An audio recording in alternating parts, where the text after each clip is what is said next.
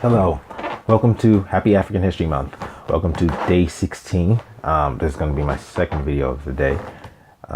It's the official 16th, February 16th, 2018 video. Today I want to talk a little bit about rebellions. We have often when we're taught about Black history, particularly within the Americas, we're taught in the scope of Black people just putting up with these conditions, turning the other cheek, not trying to just basically trying to keep their heads down and try to make the best of a horrible situation. But I do really appreciate the stories of individuals who stood up, who gave everything, who risked everything. In some cases, they wound up giving everything in their lives to fight for their freedom, to fight, to get out of these conditions, to get out of change, to get out of from under somebody's vile and vicious, oppressive system. And it's, I've discussed, several, instances of this. I've discussed the Rising that was organized by democracy and was unfortunately unsuccessful. I during, in discussing Harriet Tubman, I discussed the actual, somebody who wasn't a slave, a white man who was an abolitionist, joining forces with African peoples, Black people, to try to wage war against this unjust and evil system. And many of those individuals also lost their lives, unfortunately. I talked about democracy, Harriet Tubman, the Haitian Revolution, which was incredible in what it was able to achieve in actual establishment of statehood, and the ripples that it sent out through the rest of the planet. It put the West on notice. These powers that were engaging in this MAFA, this African Holocaust, leading the African Holocaust, were put on notice, and they definitely took notice. But there's others, like the Amistad. You may have seen the movie. That was about it was about a group of slaves who were on a ship. A group of Africans that were on a ship that were being held as slaves, who took over the ship and then tried to sail it back home. Unfortunately, they wound up not getting home, and then their freedom actually became an issue of a court case.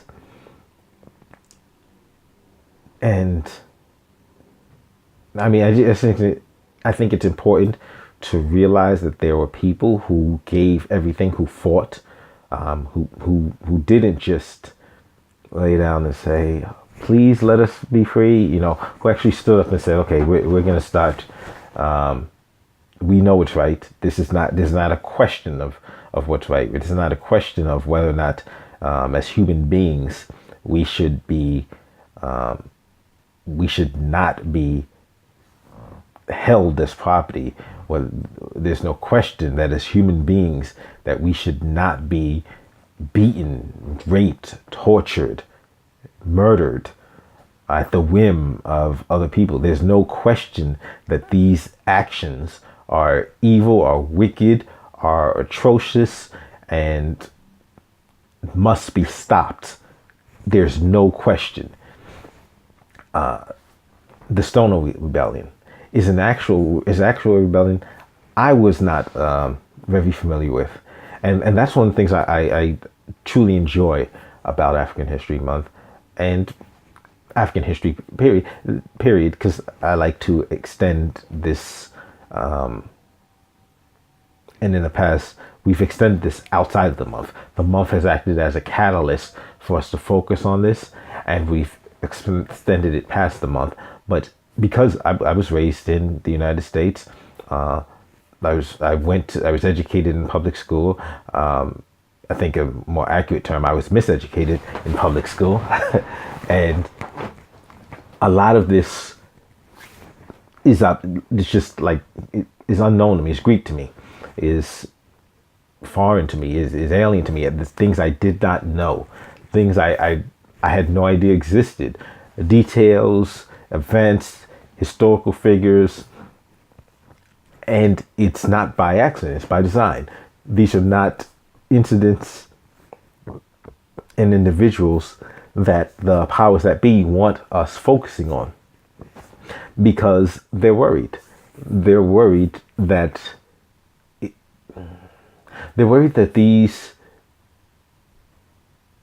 that determination, it's not even just about the violence, and it's so much deeper than the violence. It's about the absolute, unequivocal realization of right and wrong. Like there's some things that have gray areas. Holding people as property is not one of them. The oppression, the atrocities committed against black people is not a gray area. There's no gray area there. That is right and wrong, period.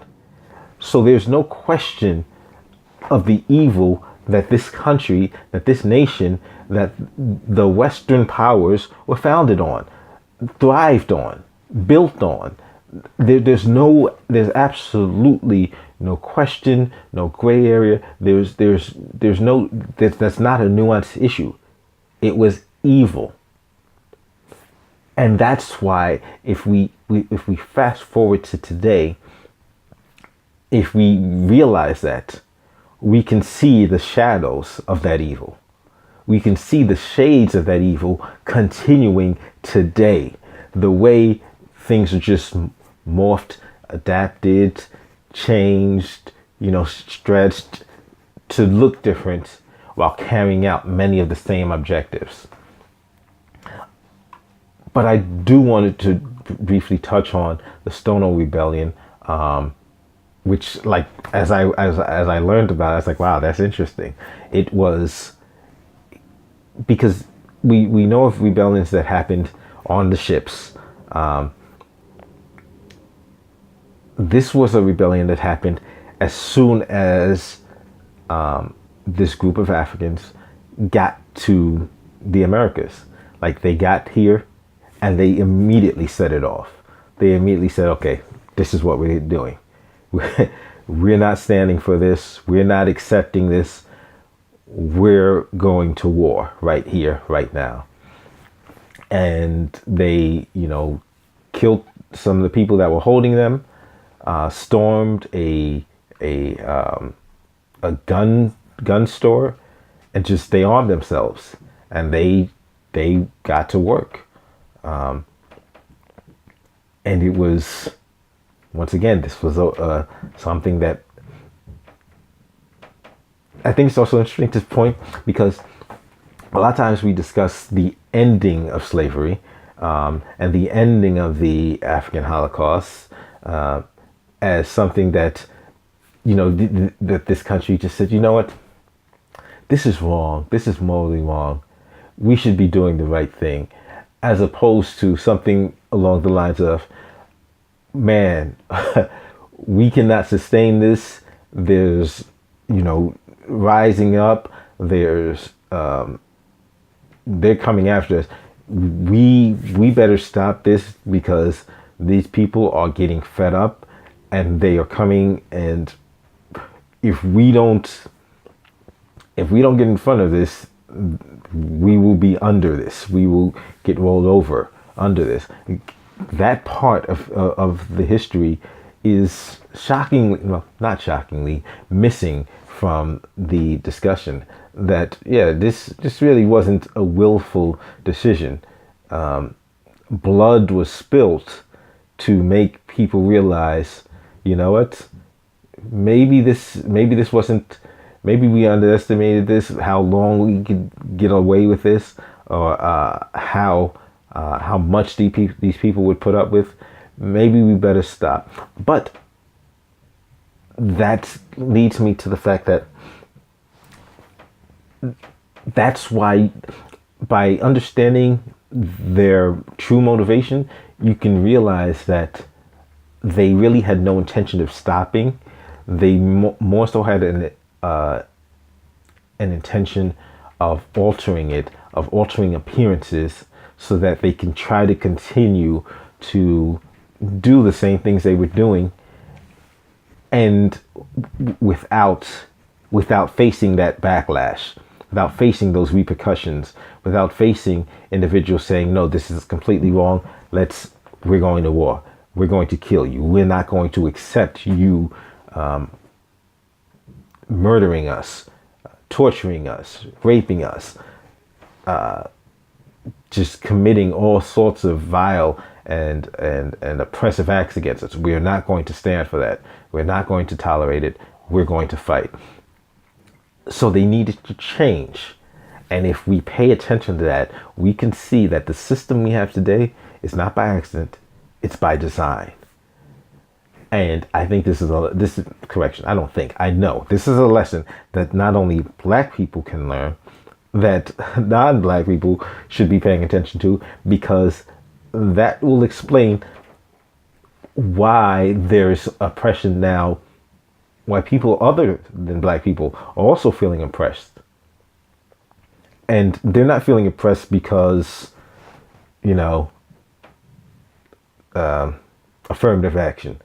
I'm talking about actual government oppression, where the government has no problem taking people's rights away, has no problem overreaching, no problem just reaching too far into people's lives, which shouldn't happen in a government that's in a country where it's supposed to be a free country that's based on these ideals of liberty. Why doesn't liberty exist in the United States? Because the U.S. really wasn't founded on liberty. It wasn't founded on liberty for all. And now the government is continually trying to find ways to restrict people's liberties to maintain its existence. It's a powerful lessons that need to be learned about how we got to this point, why we got to this point, and what we're willing to do to stop it. Now, we need to be unequivocal in our condemnation of these actions. That's, I think, a valuable lesson to learn from the rebellions. There can't be a wishy-washiness of, well, I understand why you would oppress me, but maybe we can talk about it. No. There must be demands made. This evil must stop. This oppression must stop now. I think that's a critical component to letting those that would victimize others, that would abuse others, knowing that these evil acts must stop. And that's why I think it's important for us to remember and study these acts of rebellion, because these people had no problem taking it to that level, because they knew it was wrong. And that's what we have to be able to recognize when evil is happening. Are we going to be wishy-washy about it? Or are we going to stand up and say, no, this is not tolerated. This ends now. Are we willing to stand up and say that? Or are we going to try to allow somebody to equivocate and try to hide, their bad actions, in through trickery and deceit? I think we can learn so much from individuals that stood up and fought, and also learned that it's not necessarily that violence is the best answer, but at some point, willing to defend yourself, being willing to defend yourself, isn't just smart, right? It's actually just, because if you are unwilling to protect yourself, protect your lives, protect those, the lives of those who are being brutalized and just not just mistreated. It goes so far deeper than mistreated. If you're not willing to stand up for those, you're actually allowing. You actually at some point we have to ask: are we being complicit in these actions? So, I mean, I think this is something definitely to discuss, to think about, and to reflect on. And I encourage you to do so. I encourage you to look up all of these acts of rebellion, these acts of revolts that took place, and see just how real it was to these people, and how real it should have been, and how logical, how much sense that makes, that people got to this point where they were saying, no, we're not taking anymore. And I think it's important for us to stand up today to make sure we don't get to that point, because we should never wait till things are so bad that people are dying, that people are being murdered, and that now violent action is needed to stop evil. If we see things going in a direction, we need to stand up and try to and not try. We need to stand up and stop it before it gets to that point. We have logic, we have common sense, and if we study history, we will know why it's so important to not wait, to not be complacent, and not to just sit back and let evil flourish. Thank you for joining me on day 16. Happy African History Month, and I will see you tomorrow.